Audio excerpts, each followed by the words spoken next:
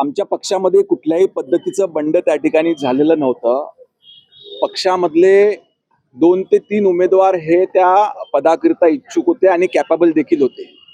पक्षाकडूनच सांगण्यात आलं होतं की दोघा तिघांनी देखील त्या ठिकाणी सर्व आपले कागदपत्र घेऊन तयार राहावं आणि अंतिम क्षणी पक्षाने एक निर्णय घेतला.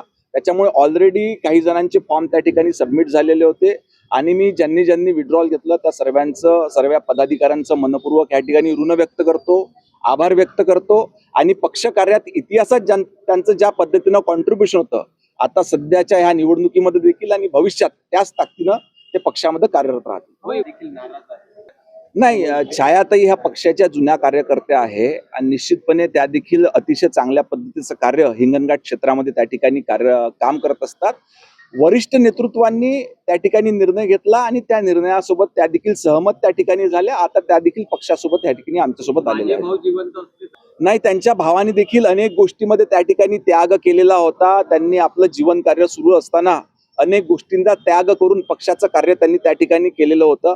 निश्चितपणे छाया त्यांचं देखील कार्य त्या ठिकाणी दखल घेण्याजोगतं आहे. येणाऱ्या काळात त्यांचा देखील निश्चित विचार करण्यात येईल.